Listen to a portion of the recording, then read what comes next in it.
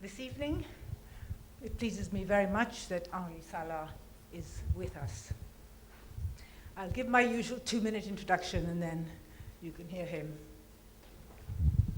Last year, there were 2 shows in town, one at the Serpentine Gallery, and one was an Art Angel project shown in one of those side streets you can never find. And I saw them both within 1 week. I told all my friends about it, and they went to see the work, and they told all their friends about it. And I don't actually know where it stopped. I just want to say a couple of things. It's mostly actually repeating what you've said in interviews, but I've been selective. So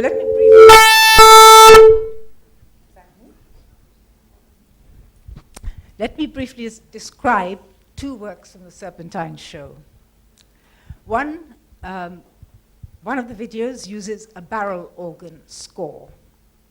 The other video is called Long Sorrow, and it has a saxophone player who improvises while suspended from the 18th floor of a Berlin building. At the gallery, a live saxophonist, not the same one, improvises in response to and in front of the video improvisation. I introduce Anri Sala in his own words. In his conversation with this live saxophonist, Andre Vida, who, by the way, improvised 400 performances at the Serpentine Gallery in 52 days. And I do have a question for you later on endurance in your work. I think it's a fairly striking feature, though hard to get hold of.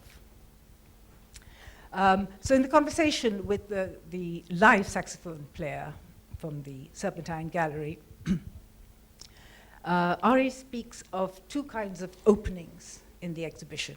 The first are openings in space, holes in the walls covering the windows which relate to the pattern of the barrel organ score and create openings between the gallery and the park outside.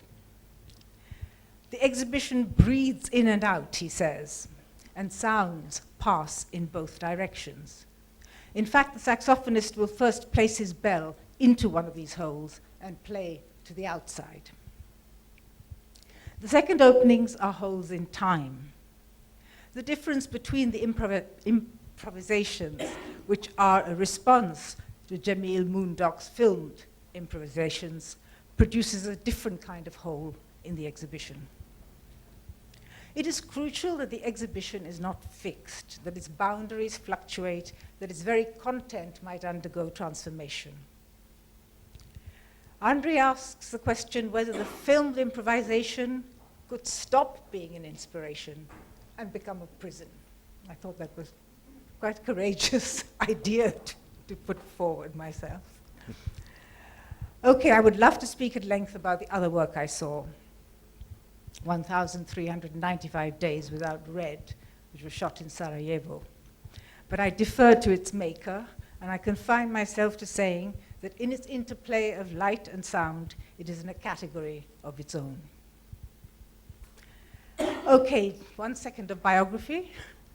Anri won the Young Artist Prize at the Venice Biennale 11 years ago, and last year he won the Absolute Art Award. He has a solo show at the Pompidou later this year, and next year he will represent France at the Venice Biennale. Please welcome Anri Sala. Thank you.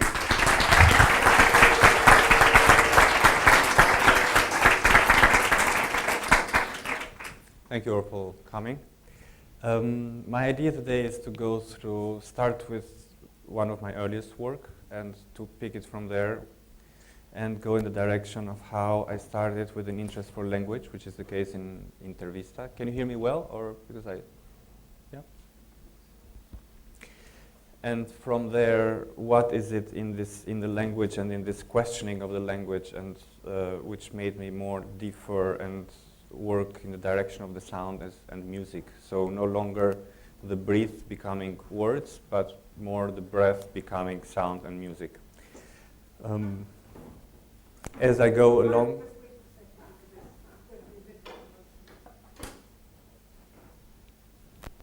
Wow.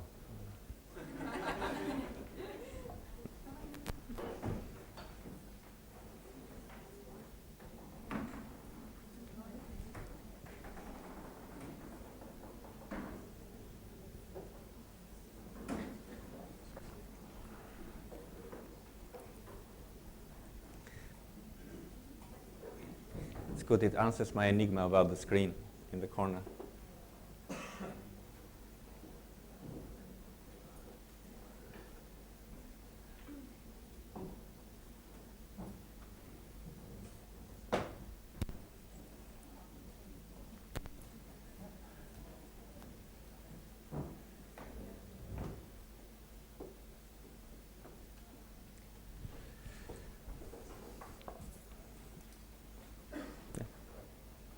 So I'll start first with this excerpt from Intervista, and then I'll move on to other excerpts from other films as we go, and I move along, like I said, language towards sound and music. I'll be speaking a little bit, introducing each of the clips before I'll be showing it. Intervista is a film that I did in '98, and it was it continues to be an important film for me because somehow it opened my connection to sound, space, architecture, syntax, and form much more than a relation to content and history. Intervista is based on a finding. I found 2 reels of 16mm film as my parents moved home in Tirana, Albania, where I come from. And in one of these movements, they asked me to select the things I still wanted them to keep for me and throw all the rest. And that's where I came to find these films, which were not mine, and I didn't know of them, and they also didn't know of them. I took them with me, and there I saw my mother giving an interview, I think around 78, when she was more or less my age now, or a bit younger, in the Congress of the Communist Youth, and also one sees her together with the leader of the time, with the dictator Enver Hoxha. Because the interview that I found, the film that I found, had no sound. At that time, film and sound were recorded separately. I tried to find the lost sound, and at some point it was impossible to find the sound, so at least I tried to find the words which she was speaking in this interview, and the only way to do it was with the help of children and people from the school of the listening impaired children. So they were able to read her lips. That's where I want to start my talk today.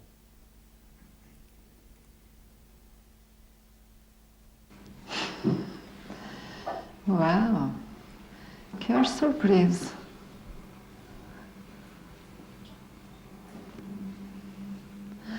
Nunca tinha gjë kishin këtë film.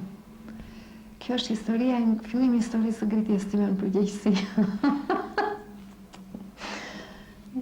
Wow!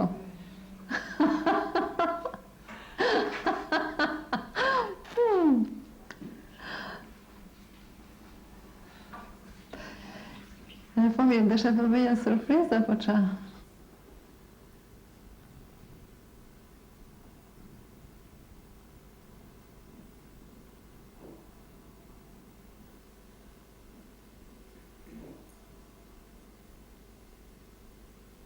Che emozione?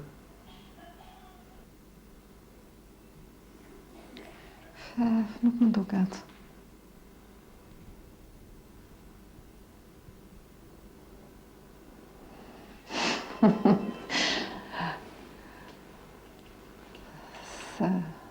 Mbanon çfarë kohe? Ka qenë çfarë viti? Ka mundësi të the, a besoj që është viti 1977. 77? 20 vjet më përpara. Çfarë është? Kongresi i Rinis. Sa vjeç ishe atë? Sa vjeç jam tani? 52, hiq 20, 32. E mban më çka ke thënë te kjo intervista? Jo, do jem kurioze ta di. Se në fakt I ka humbur zëri intervistës. Ka di më vjen keq që pas ka humbur zërin.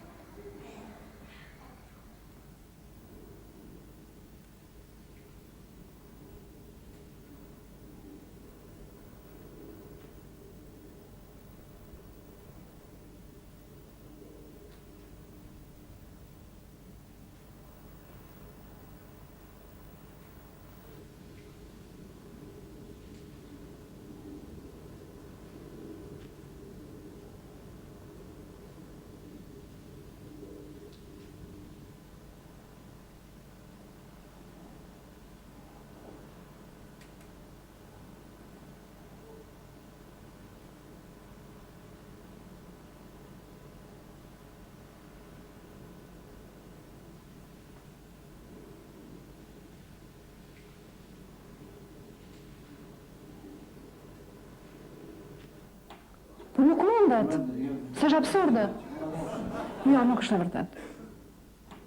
Se s'është në asgjë, do me thënë mund të është folë, s'është në asnjë gjë, s'ka asnjë mendim, nuk jam njëri që s'artikuloj dot mendim. Mami, unë po të them që e kam bërë të shkruar shumë me mesve, janë të vetmit që mund ta shpërthejnë dhe unë tani do të lexoj ty titrat dhe ti shif lëvizjen e gojës tënde. E kupton, nuk po flas për planin politik, se s'ka asnjë gjë, s'ka logjik. Mama, shiko. Ti shik buzët, përsa i përket takimit, ky takim ishte shpreh. Ajo ishte shumë e qartë për arsye se sipas parimeve të kësaj lufte, fascizmi dhe dyshmëria realizohet, domosdo rolli I partisë marksiste leniniste, domethënë vetëm sa do të bashkonte përpjekjet ruajtjen e punës së madhe të partisë marksiste leniniste, vetëm atë do të realizojë me sukses fitoria në këtë luftë. Nëse më shumë dhe fshihet edhe situata aktuale politike, jo vetëm në botë, po edhe në vendet e veçanta, për shembull, e ke lënë atje, duke diskutuar problemet e situatës, atje s'ke prerje në film. Po pra, po nuk kem këto fjalët. Po këto janë fjalët, ti shih buzët, mos lexo se ta e lexoj unë për ty.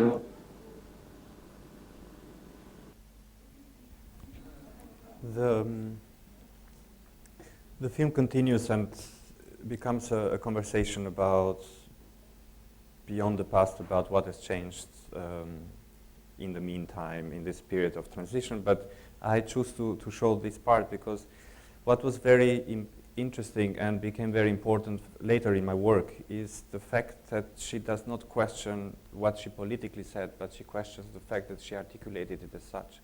And what I became aware at the same time as her is that the syntax of the language changed from this moment of langue de bois, this syntax which somehow was made to reduce the way how the political speech could be said in such a way that it fitted the regime of the time.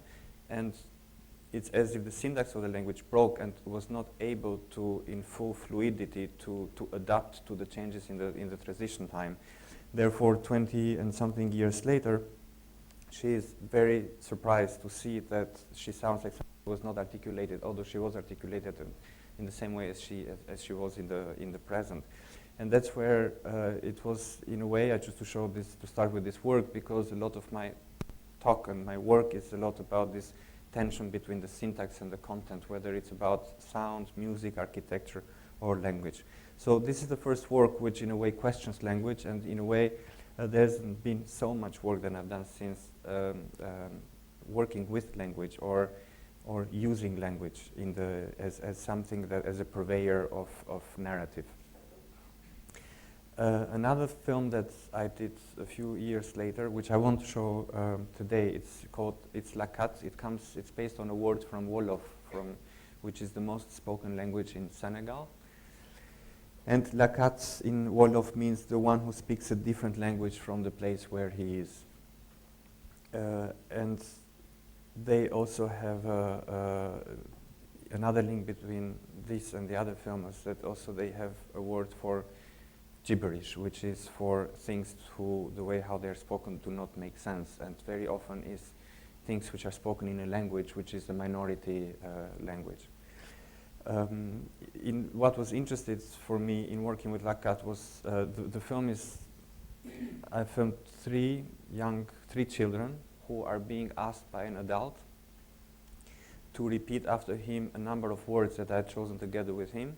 There are words which all have to do with light, whether light about the quality of a light condition in the space or the color of the skin. And Wolof is a language which has a lot of words to describe all the very tiny differences that go from a very white skin towards a peach dark skin. And on the other side, what attracted my attention is that it's a language that no longer has the words for the basic colors, like for red or green or yellow. An important part of the process was not only to film this repetition of these words and until these children are able to tell them properly, was also translating this film into other languages, like the language that would meet the public of the film. Therefore, I did the translation in French, I did the translation in UK English and in US English. And I say this because a lot of these words have to do with vocabulary which has been developed during the colonial times. So the British English did not develop the same words in answer to some of these sayings. And in US English they have a different way for saying something which is approximate. Like it's impossible to 100% translate all the levels of meaning in this of these words connected to color. But just to give an example, is that if tubab is translated, was translated in UK English as whitey, in the US translation was translated as the Great White Hope. And tubab, which is also a word which would be understood in French, is how you address the white person, and it's something which has started in the very beginning with a lot of respect and admiration. Tubab could be also said for things, for the doctor or for the one who has the solution to the things, but also for the one who is able to repair things, and or something which is very well done, like a Swiss-made clock would be called a tubab clock, for example. But then over the years, and especially in the last 50 years, what changed is that the same word started to have to get more and more negative connotation.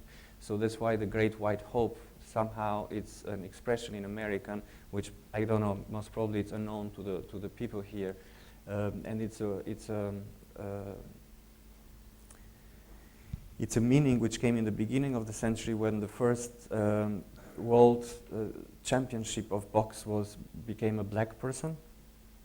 And at that time, to us now it's very normal, but at the time it was a shock to the white establishment. So they started a whole financial campaign to put up money to fight somebody to find and get the title back. And this whole enterprise was called the Great White Hope. But at the same time, it did not work. So the black, I forgot his name, it's very known, there's been documentaries done on him. I think Johnson.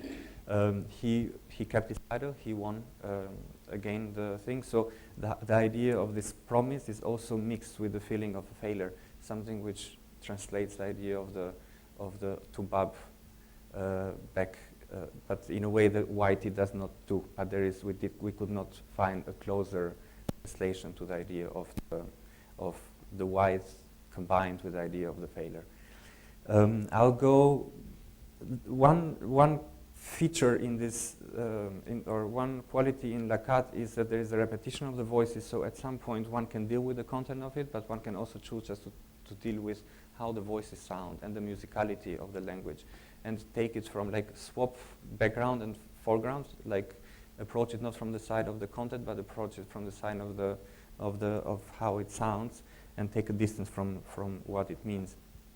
So this swapping meaning for sound, swapping space for time has been something which I've been going towards increasingly and more from them. The next video clip that I will show, it's an excerpt from a video called Air Cushion Ride. Air Cushion Ride is a bit like a objet trouvé, like a found object, or like a found video, because I was driving in Arizona and I was listening to a radio, which was the only one playing classic music. And as I was passing by, I saw these beautiful American trucks in a rest area for trucks, and I went to see them from closer while I was listening to the radio. And as I was going around the tracks, what happened is what is called a spurious emission or cross-modulation, when the frequencies of two radios meet, because the tracks were becoming like a wall which would stop the frequency of one radio channel and leave the other one.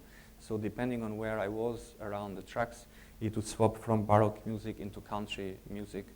Although officially I was in the frequency of the classic music, which was at that moment playing the Baroque chamber music. Depending on where I was, the country music would come back. So here I'll show you, if we could have the lights off there.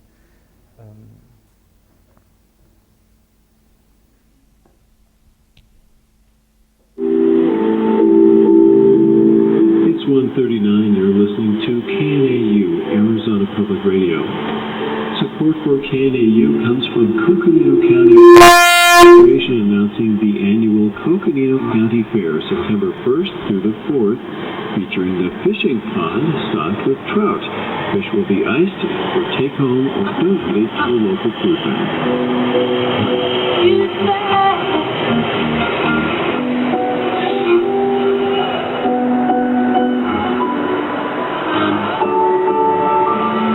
You're listening to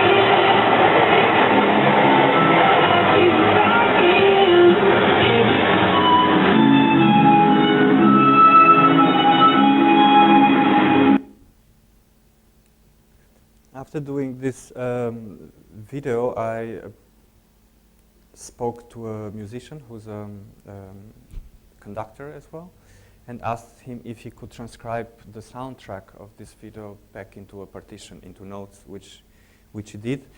And the next clip I'll show you is a part of the performance version of this, where the going around the tracks is transcribed into a performance played by a country band and a Baroque trio. To me, what was interesting in this is that like in the video which you just saw apart, it's like basically I'm going 6 times around the tracks, and in the performance it's the same duration, it's the same tempo. When I say the same tempo, it's interesting because the Baroque music is based on a tempo of 3, and the pop music, including country music, is based on a tempo of 2 or 4. And it was the most difficult thing for the musicians was not so much the discontinuity of the music, but was the changing of the tempo between what one band was playing and what the other band was continuing to play. So this is air concentrated performance. Yeah, sorry. The spurious measurement.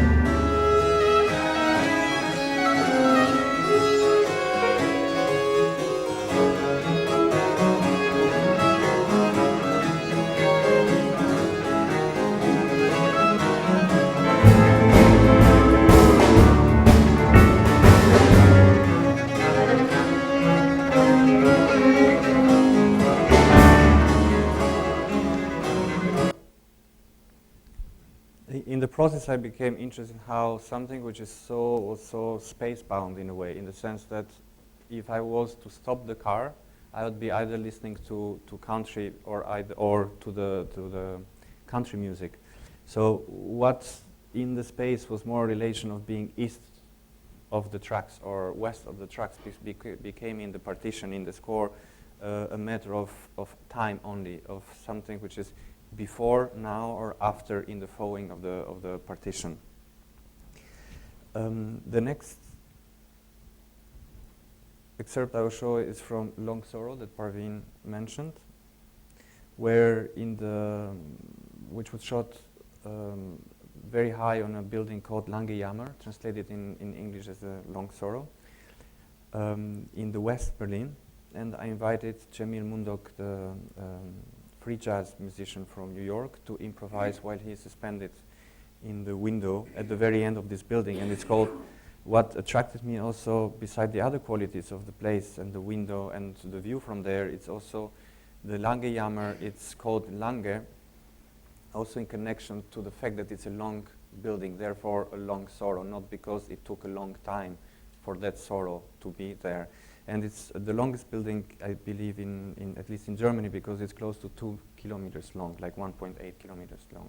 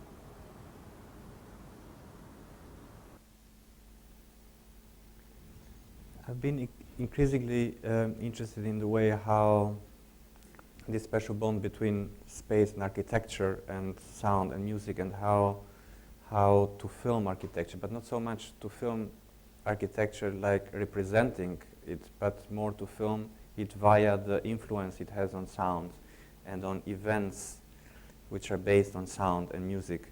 In the case of Long Sorrow, I was interested in inviting a musician who would be suspended, so in the situation of being like in a vertical, suspending in the void, and having the only music as his chance to somehow forget the condition of him being suspended in the void.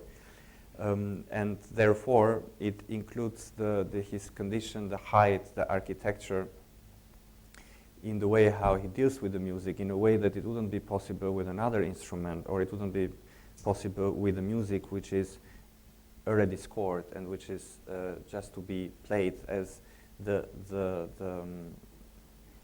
intensity that goes into improvising, in that every moment you have to invent the next moment. This is something which really mattered a lot for me in this work, but also in general when I think of the way how I work with film and the subjects of the film, which is never about the story being told, but it's about this being in a continuous present where the main effort goes into articulating what is next. Another film which I'll show again a part of it, it's called Answer Me. I shot as well in Berlin, in a place which is which has become recently more and more very known in Berlin. It's called Teufelsberg. It's just outside West Berlin. It's a very strange, peculiar building which has been built on top of a hill. And the domes of this building are geodesic domes which have been designed by Buckminster Fuller. Now this hill in itself is an artificial hill because Berlin is very flat geography. And if one sees, there are very, very few natural hills. And this one, which is the highest one, is made with a rubble of around 600,000 destroyed department during the Second World War. And because of it being very high on that building was later chosen, on that higher than the rest of the city, it was chosen by the Michelin project of the Echelon project of the CIA in order to build a building to listen to the communication between the Eastern Allies and the Soviet Union. And so, and was also the hill was made there in order to hide another building of Speer, which was meant to become the military technical school, which was built very strongly, and it was impossible to really destroy it totally down to the ground. So it's a building which brings a hill, which brings later another building on top of it. When I went to visit it the first time, this place, it's actually it's a squatted place. It belongs to people, so if you take your own risk, you can go enter inside and hope not to be caught. I was very struck by the quality, by the acoustic quality of the space. So in a way, this film, just like the film we saw before, is like places, architecture with certain quality, which makes me think of what's the story that should happen place here. So it's at the end of the day, it's like stories or a narrative, a pre-narrative, which happens under the influence of the architecture. Due to the echo quality of the geodesic domes, I wanted to use the echo in the support of the story or as something against this narrative. So I chose a small text written by Antonioni, like a sketch that he later wanted to make a film, he never did, about the split of a couple. And he wrote that he was more interested to, instead of filming what they said to each other before leaving each other, was to film the negative silence in between the words. And I thought that I was interested in staging this dialogue, which was never really made, but instead of filming the silence in between, is to film the loud silence in between the words and use the echo and the way how the building is echoing every event, every sound event which is happening there. So as you see in the film, basically, I call it a dialogue. Some people think it's a monologue because the girl is trying to stop the relation, and the guy, he's basically not answering to her, but he's playing the drums. And because of the drums that he's playing, there is a drum which is next to where she's sitting, which is playing, following the same part that he's playing, and this just thanks to the echo, to the frequency response of the space, which is making the vacant drum play the same part. I'll show you first the part of it.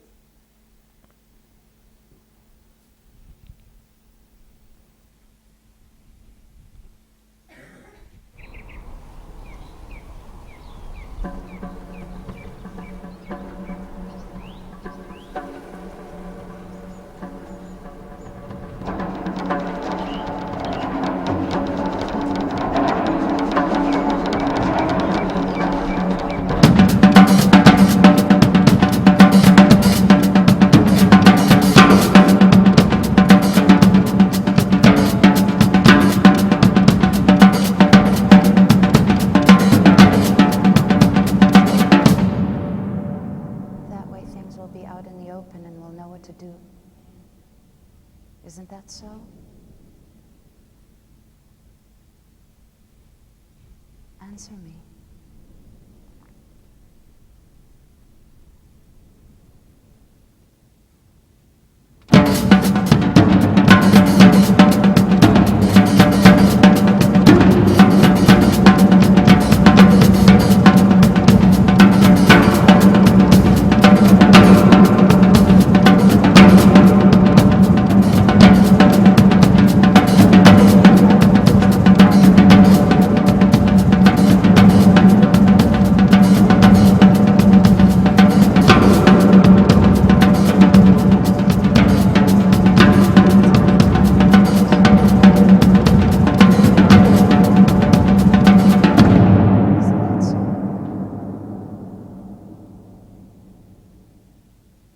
Answer me.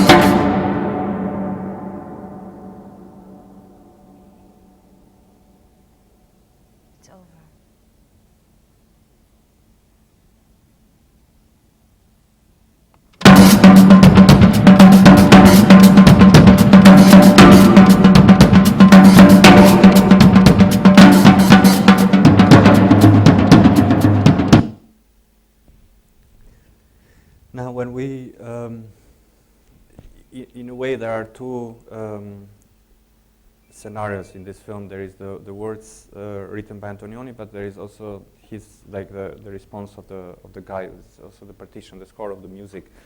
And what was very interesting in working on this, it was prepared and composed by the drummer, but was that we had to anticipate in the score the way how the space responds to the music, because the echo is so strong, so we had to anticipate the effect of what is called the frequency response of the space.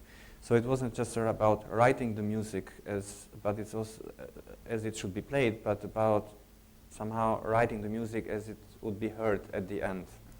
And this depending a lot on also what would make this choreography of the drumsticks on the other side, and also how the music was heard from the microphones that were recording it from the films. And I'm emphasizing this because there is a departure from there, which has been increasingly interesting in me, this idea working with the anticipation, including the anticipation in a partition or in a score, or in the writing of an event. I'll give other examples later. Another film is that I'll show a part of it is called Le Clash. Le Clash, it's if I'd simplify it, it's like is a film where a music box plays a building and the building plays a music box. And actually, this one, two more films I'll show you before the end of this today.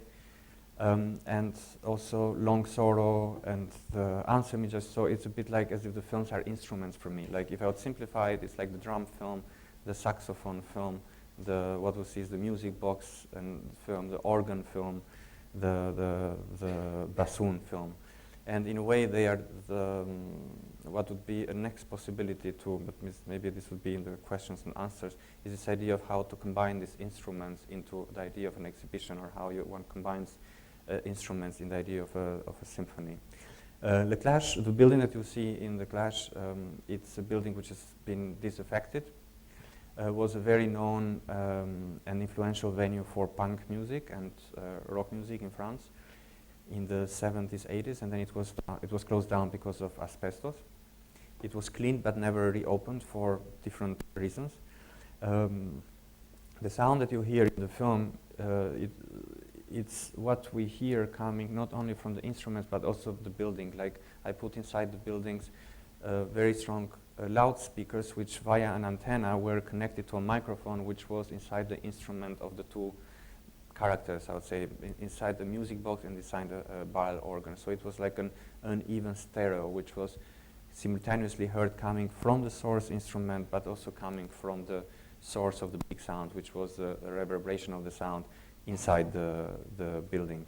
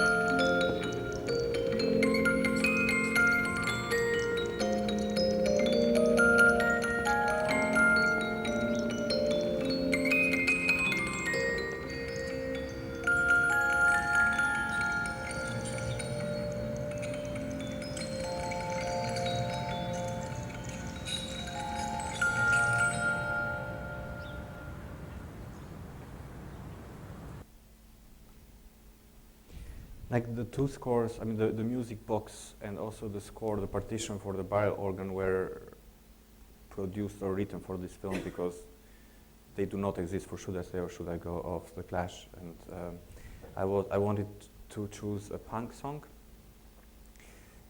because punk music was very important in the life of this building. But at the same time, I needed a punk song which has a melody during its whole duration, which is something, I mean, among all the songs, many of them that I heard, Should I Stay or Should I Go, it was the only one which had a melody during all the time. Now, what is interesting in the terms of the recording of that song, of that sound coming from the music box and the oral and the barrel organ, but especially the music box, is that these instruments have the capacity to play rather high and mid frequencies, meaning that the low frequencies, which are very important to punk music and to everything which has a lot of presence while it's being played, is totally disappeared. One has really to have a mic very close to the music in order to hear a little bit of the low frequencies.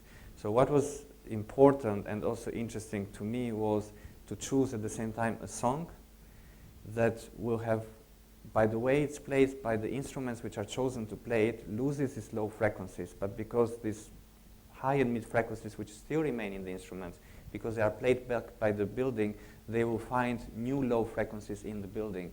So the song, as it is heard, the low frequencies do not come from the song, from the original song, but come from the place, from the inside of the building where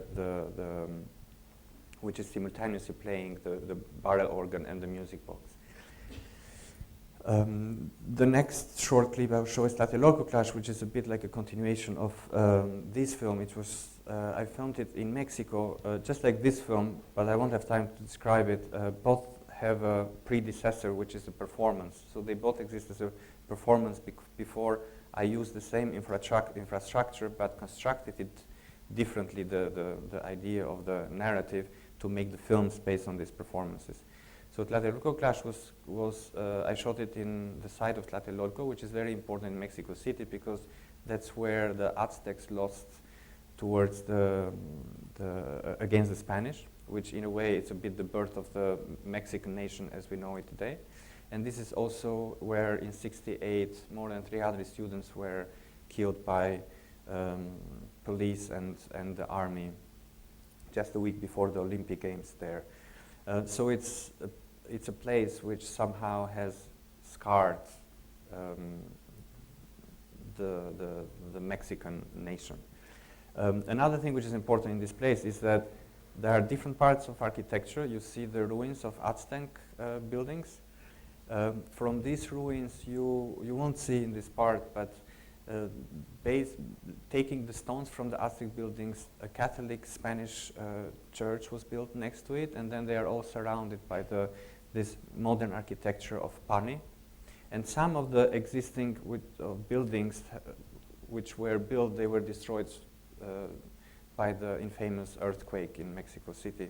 So it's like a collage of different architectures plus what is not there anymore. And I was interested in how to transcribe this idea of a rupture of styles, of a rupture of architecture things, and bring them together also with a rupture in sound. So I asked, as you'll see, people are coming and they are playing parts of the score of the barrel organ, which were also used as a performance because I did an exhibition there, and the invitation to the exhibition was that people were sent these cards, like punched cards, and each of them had 4 seconds of music, so they were sent music and time somehow, 4 seconds of music, and they would come, and depending on who would come and in what order, it would create an offspring version of the Should I Stay or Should I Go, which was discontinued, which did not follow the normal melody line of the song. So based on this principle, that's how I also thought Tlatelolco Clash. The part of the film that I'll be showing now, it's what I would call the coda of the film, because it's not the moment when people bring and play in a barrel organ their punch cards, but it's a moment when the melody of the cards is put in the order of the song, but suddenly the moments in the day when they brought these cards are no more in their continuance. So it's no longer day going towards afternoon to going towards the evening with disrupted parts of music, but it's the continuous music, and it goes day, night, night, day, afternoon. So it's a swapping between the continuity in the music against the continuity of time progression.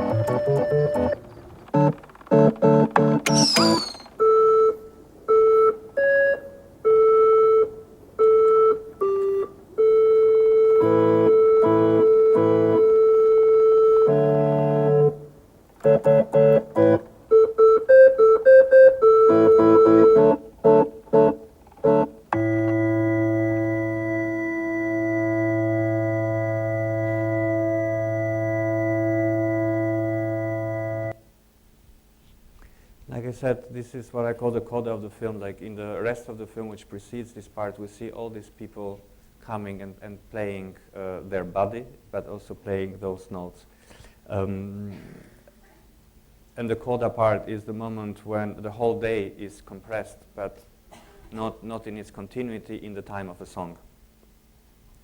The last clip that I will show is a clip from 1395 Days Without Red. 1395 Days relates to the siege of Sarajevo from 1992 to 96, and it's 1395 days is the whole duration of the siege, where people were advised not to wear bright colors, and especially red, because it would attract the attention of the snipers. Sarajevo is in a valley, so it's surrounded perfectly by these high hills. And it's a city which is a little bit like based on a grid. So all the streets which are 90 degrees perpendicular to the hills, they were very vulnerable to the snipers, and that's where most of the victims from the city, that's where most of them were shot or injured. There were more than 1,000 people who have been shot in these crossings. The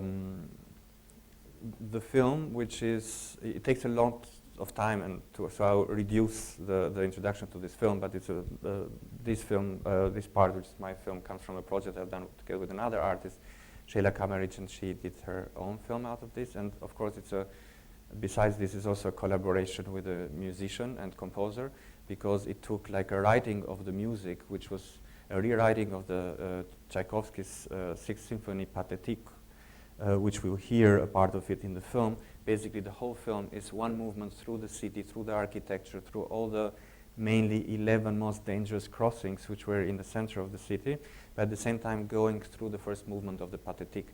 So the musician, the main character, they will see she's going to a rehearsal of an orchestra, which is the Sarajevo Philharmonic Orchestra, which was famous because during the war they never stopped, during the siege they did not stop rehearsing and making concerts. They made about 400 small or medium-sized performances, and also they had their own victims. There were 7 of them who were killed in the siege. So this constant arrival in this movement through the city, the main character, she is listening to the music that she has to rehearse. She's an instrument, she's the bassoon. The fact that we choose the bassoon is that the bassoon is a wind instrument, so it's the most direct translation of breath and into an instrument, just like the saxophone in the previous film. So in a way, running through the city, stopping, catching the breath, it impacts the way how you rehearse the music in your head, being a bassoon player, because it has an impact on your breath, and having an impact on your breath, it impacts your humming of the music. Therefore, it compresses or expands the tempo, the regular tempo of Tchaikovsky's symphony. So again, in terms of what I said before, in terms of anticipation, together with Ari Benjamin Myers, who is the conductor in the film, but who was also the person I worked very closely to write the music for the film, we had to anticipate what music she's humming at which crossing, so we knew what music, what moments of the symphony are going out of tempo, because the orchestra is playing at the same time the same part, and the orchestra was also, the whole partition was written with moments of slowing down or accelerating, with moments of going out of tempo in anticipation to the relation of the orchestra and the city. So this simultaneous crossing through the symphony and through the city at the same time, using the city as an architectural adaptation and partition of the symphony. I've just picked up one moment in the film of around 3 minutes.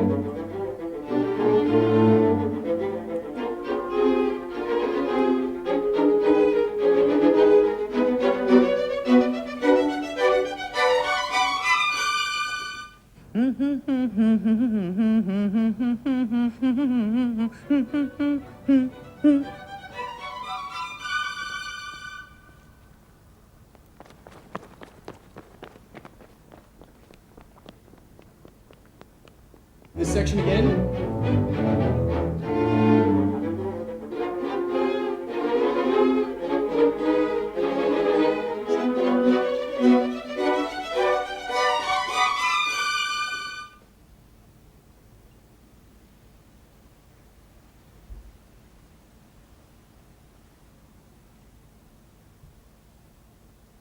And one more time.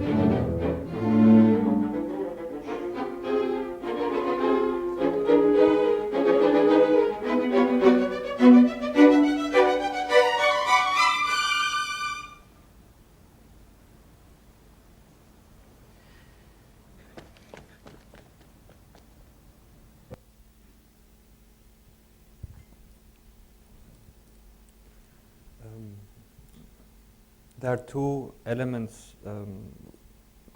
This is in terms of clips of the films that I thought to show in this line of doubt, questioning language, and bringing the sound more and the breath more towards sound and music instead of spoken word. It's also something that goes often mentioned is this work of the editing and this tension between keeping something pre-narrative in the sense that it does not go towards the narrative of telling the story. At the same time have the minimum necessary narrative which creates this idea of continuity. And most of the films that I showed today, I've been working the process of the editing not with a film editor but with a film maker from Paris called Liria Begeja.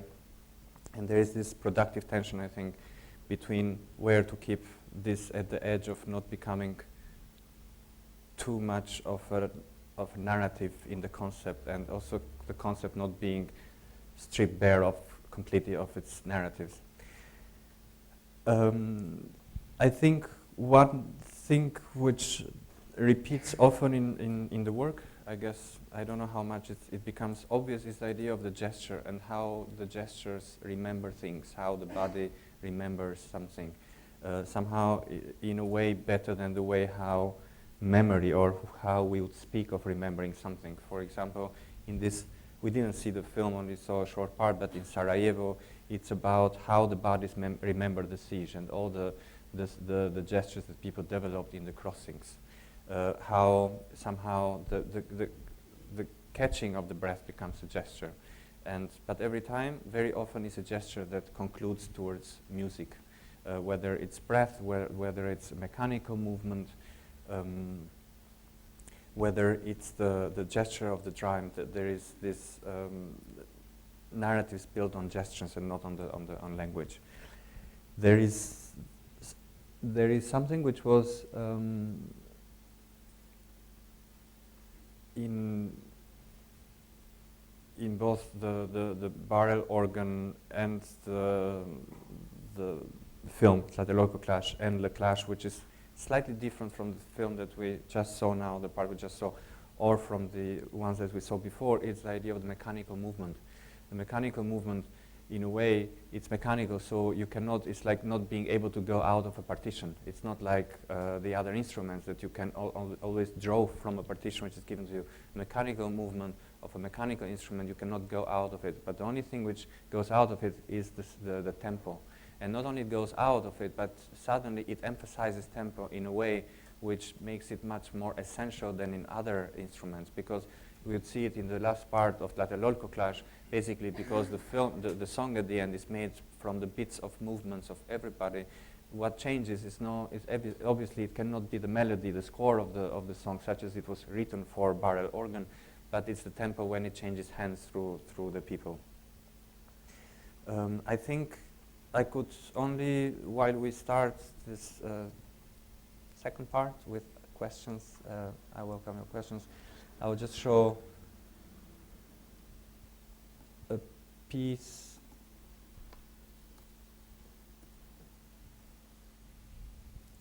which relates somehow this with the music box, which is could we put the light off? Thank you.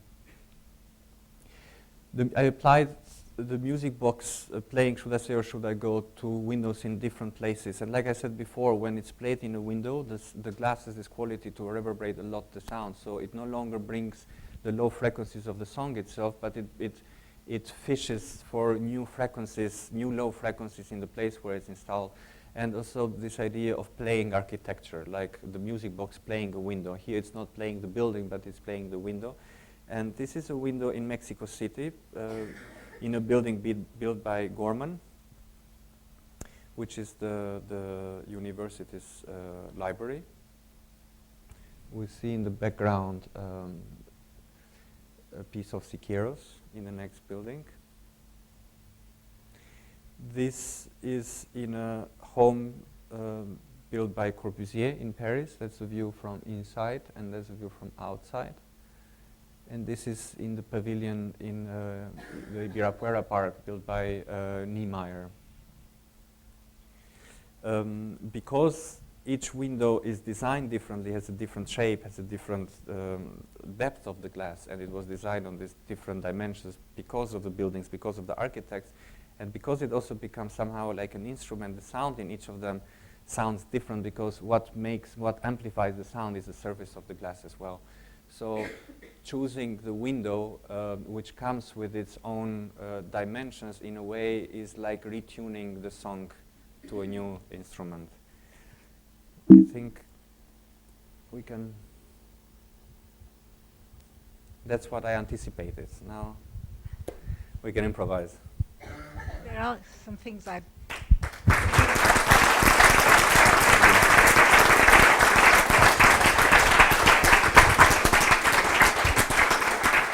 Thank you.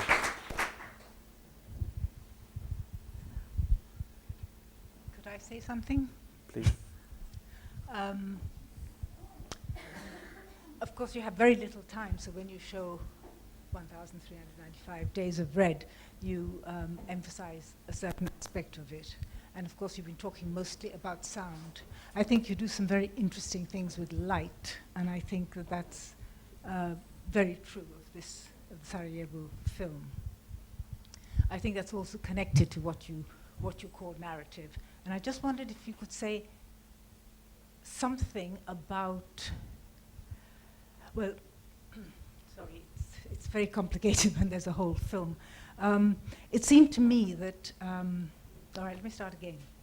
You talk about 3-2-1 in connection with Long Sorrow, because when the saxophone player is in the Serpentine Gallery, he is first, not in front of the video, he is responding to not the music from the video, but Jamil's own improvisation in response to his improvisation in the video. Mm-hmm. You call that a duet. You call the single recording a duet. And you say that therefore, when your live saxophone player plays, it's three. Trio. It's three, and then you get the solo when he plays alone. And this notion of number, because I think it is quite interesting that you hook your work on certain things, which then produce more than you talk about, or maybe even register yourself. And it seemed to me that, because I had already thought of the word duet before I read about this, in relation to Maribel, that's the actress who plays the woman. I'd already thought about it in relation to her relation to the orchestra. I think she and the orchestra form a duet, a very powerful one. I think it's one that really is like the protagonist, if you like, of your narrative. Mm-hmm. There's also a kind of briefer and more low-key duet with the people of Sarajevo. It's very brief. So I think that what you say, I mean, it's difficult to use the word narrative because it isn't. We don't particularly want it to be. And I think it's these qualities that one can almost say protagonist. One can almost think of the qualities of the Tchaikovsky, and it's in Sarajevo. I mean, it's not accidental, presumably you chose this music. No. But what I really wanted to say was, as she walks along, because to me she really is very, very central, and you didn't choose those clips. She's walking past a series of white railings. It goes on for quite a long time. And then suddenly there's a blur. And it looks like somebody's orchestra hand or something is there on the railings, and then it's slightly more agitated and larger. And then it cuts to the bassoonist. And you have the music stands very brightly lit. But the bassoonist, it's not the one you showed, there are two cuts to bassoonists. Yeah. And the other one, the bassoonist is like black, it's a black silhouette. It's like a hole. His head, the back of his head is like a hole. And there's this amazing light. And then she walks past, again, a long sequence, buildings. And the light is coming off the windows in the most extraordinary way, almost blinding one. And I don't know how to describe the effects, but it seems to me all that use of light is enormously important. If I was being theoretical, I'd say it's the Lacanian gaze, but you always talk, of course, about what I would say is the Lacanian voice. And I just wanted to kind of rectify the balance, because I think it's a very powerful element of that film. Yeah. This visual quality. Yeah, I think today I draw much more towards this relation between language and sound and music and narrative and pre-narrative, and instead of talking of image and light. And of course there is also something to talk also about sound and light, because both of them have a tempo, have the idea of the repetition in light, of the repetition in sound. The lighting in the I think first of all, just to be done with the sound and the music, is like what interests me is that music has this capacity to affect without fully signifying things.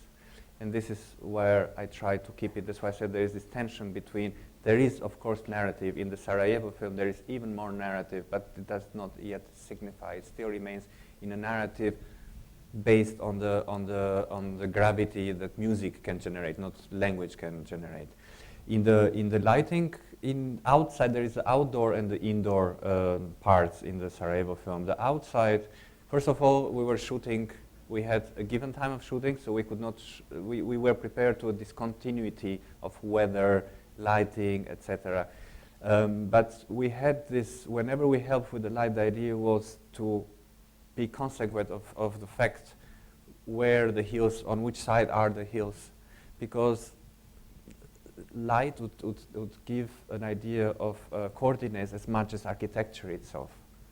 While when we speak of the light in the orchestra, basically it's that it's very low and we could not really light, so all the light comes from outside. And also because the orchestra was shot during the winter, which was snow, and we knew, because it's like a classic in Sarajevo from December on, that there is a lot of reflection coming back from the light. But there are other works which I did not like. One, I would say, Ghost Games, which is like a video which I shot finally in an island in the United States, but I drew it from an idea I had when I was basically in Brazil walking by night at the beach, which is I invented this kind of game with the ghost crabs, which are crabs that can see 360 degrees at the same time, and they are not eatable. They have no culinary interest, but they are the fastest crabs. So they really can run 30 kilometers per hour, but only for a short moment.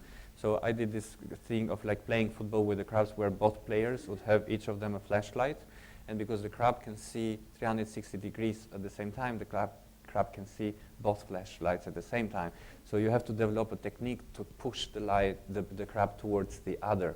So the light it's a bit like an aggression, but at the same time you have to develop a technique, because if both players keep the lights on at the same time, you cannot push it through the legs of the other. So it was like a non-physical football, like how to play direct the crabs without physically touching them, which is like endurance.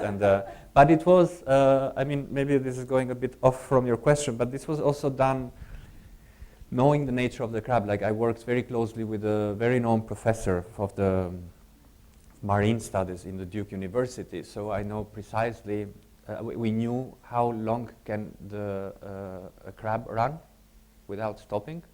It's known, which is like 3 minutes. So the rule number 2, after the rule number 1, which was not to touch the crab physically like a ball, the rule number 2 was to not play with the same crab more than 2 minutes.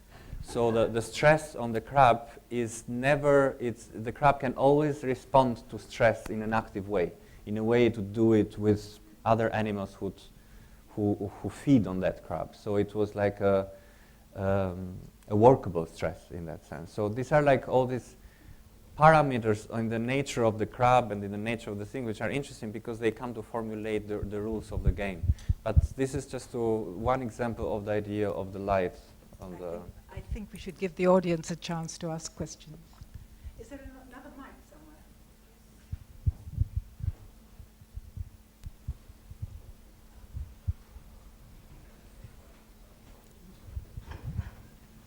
Well, I'll ask you another one while they're thinking. Again, the same film, the Sarajevo film. Sorry? Let me just ask this. You bookend it. You have a man sitting on a park bench at the beginning, and then you talk about narrative, though of course it isn't really linear, and then you have the same bookend at the other end, which then obviously seems to suggest a loop. I wondered if that was... which film? In the Sarajevo. Oh, yeah. Well, this is, actually this is part of the work which I mentioned before, Liria Begeja, because that was part of what was a process of rewriting the film through the editing. It was not a storyboarded loop, but it was a loop which was felt in this idea of, the idea of experience of time. So did it take as long as 40 minutes, which is the duration of the first movement of Tchaikovsky? Was it just a moment in this man? Or was it, actually that's something which I didn't have time to talk about, which I'm really genuinely interested about, is like time in music and time in film. Like that somehow we might have a different feeling of time passing when it's in film and when it's in music. And in the Sarajevo film, because they are constantly in competition, there's this feeling that I don't know whether I am now drawn by the time in music or the time in the film. And so this is like to add one more layer into this. It's like, was it the time of the first movement of the symphony? Was it the time of the crossing? Or was it the time of somebody remembering it? Okay, I didn't get that one. Okay, sorry, who was wanting to ask a question there? Hello. Yes. Hi. I have an ostensibly non-architectural question for you. I was thinking of and listening to Brian Geeson a lot today, and it struck me that there are certain affinities, for lack of a better word, in your use of sound and language and narrative. And I wondered if you felt any kind of relation to his work, apropos of that, or reaction against it?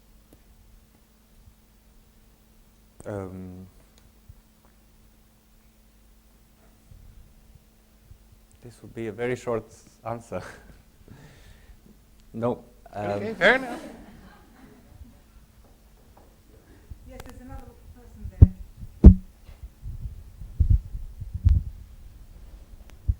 there. Thank you for the talk. I want to say how much I enjoyed the first one with your mother, and the idea of transposing the reading of the language to the children who knew nothing of what he was saying in that extraordinary loop. But I think there's something in which makes me anxious, which is, I can't believe, this is not quite in the film, but it's something which maybe would be the subject of another film. I can't believe that your mother doesn't remember the words, because somehow, having stood next to Enver Hoxha, if you like, is a thing every Marxist-Leninist in the planet would have wanted to do. I mean, I would have done, actually. I'd have loved to have stood next to Enver Hoxha, and I look at your mother racked with envy. And in a sense also envy those children who can read her words, which I can't hear. And it's the same gobbledygook I used to speak at that period as well. So, you know, I recognize it, and I'm actually quite in love with what she says.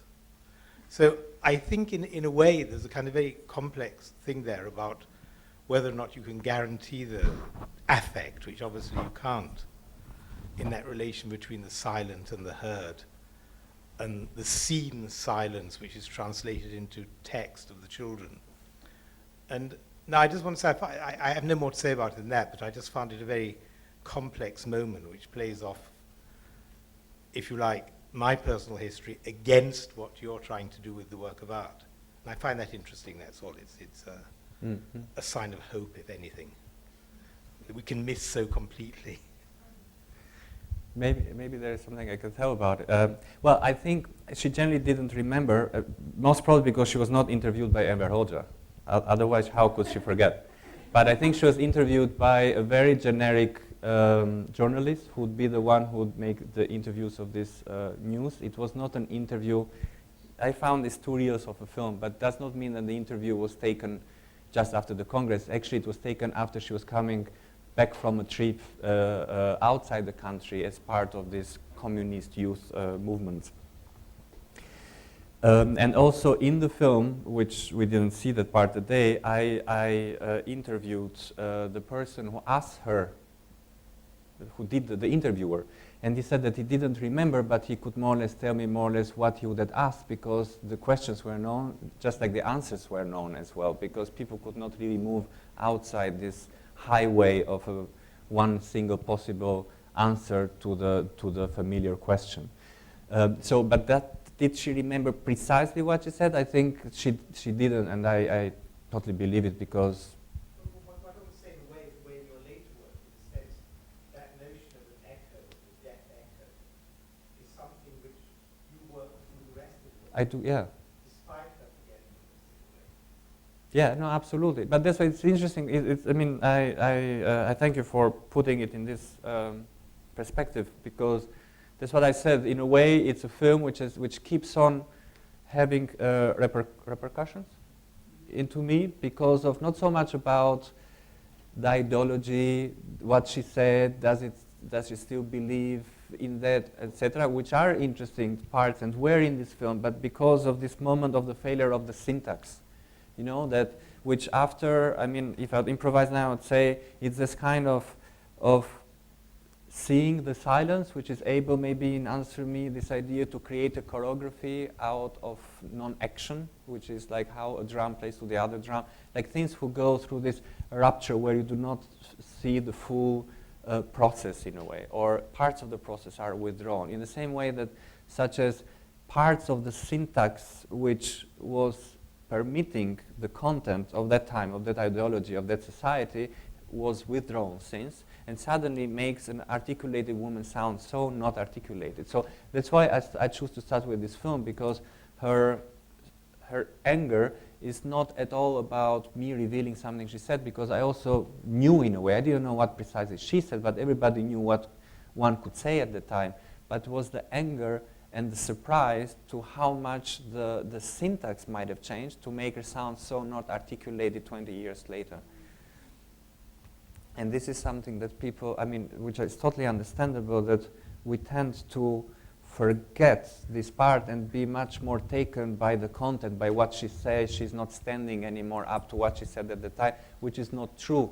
It's a real question. People have difficulties to deal with the past, especially when it's very fresh. But would that be the problem? She would have simply not accepted to do the film. That would be as simple as that, in a way.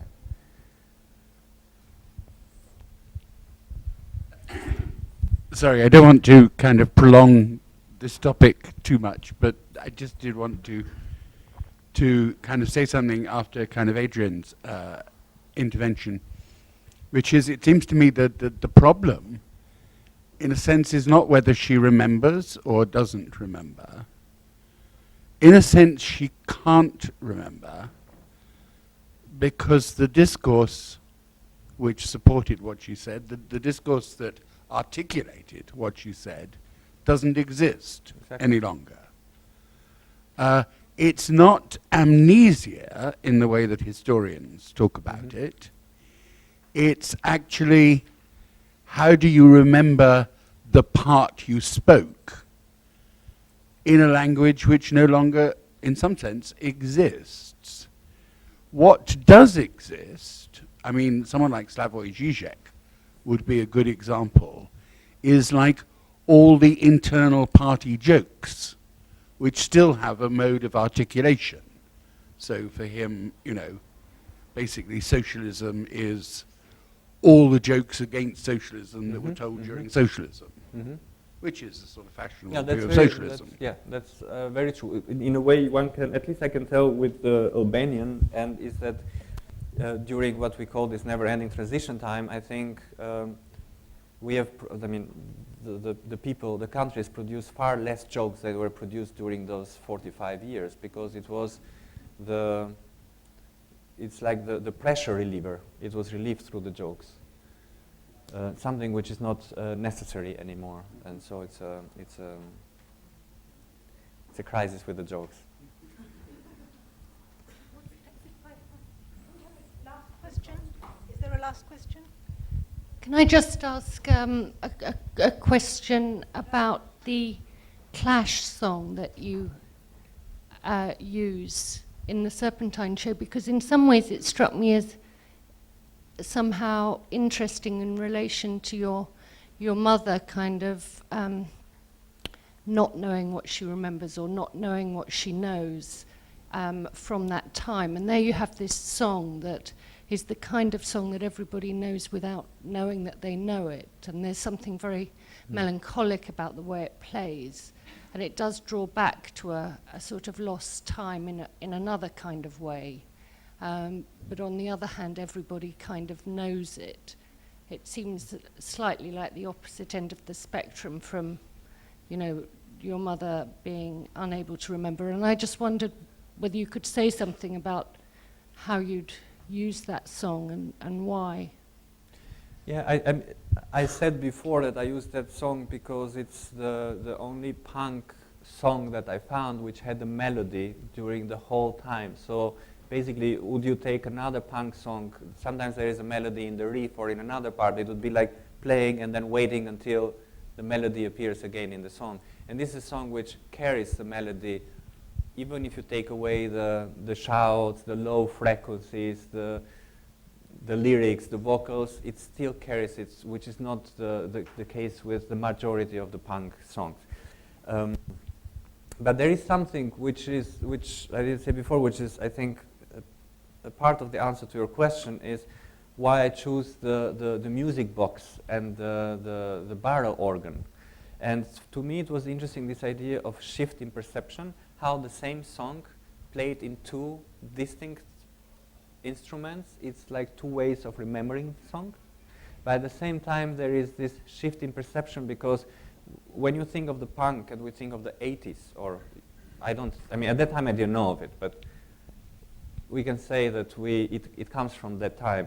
And the music box and the barrel organ, they are the present of it. It happened last year. But at the same time, they sound based on the syntax, on how they can make a sound, how they can play a sound. They sound coming from a century and a half ago, or 2 centuries ago, or even further on, because we associate it as a melody to that time. So I was interested in this kind of swapping places, that we are listening to a song today, and the song should sound like something coming from the 80s, but the way how we are listening to it today, it's via those instruments that make it sound like older than the song. Does it make sense? Like that? So this is like the process of how I was thinking about this blurring the continuity of how we perceive time, and how we think of time, and what is associated to given moments in time.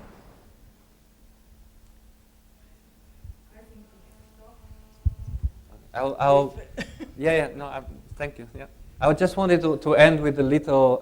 It's not a joke, but it's like when I worked with in the listening impaired children's school, and I worked with this woman who used to be she's no longer a child, she's no longer a student there, but she's not a teacher either. She's a deaf person, but she is more or less the age of my mother, or a little bit older. And it was interesting because there were 2 words that she could not find, and that's exactly the only words that I could find when I was looking at the film before I decided to go to them, because I couldn't find out what she said, and it was Marxism, Leninism. And I think I could say it because I'd seen it spoken so much, and I think because, I mean, it's subjective what I'm saying, but it might be also that it's in a school because people had this default, like they were not full, they could not really present this idea of the new men. So in a way, they were under much less propaganda, or they were much less hearing and seeing and under the diktat of that kind of propaganda. So it was interesting how they could find all the other words, but this was the only one that I said, I know that, you don't need to say that. So anyway, that's... All right, thank you very much. Thank you.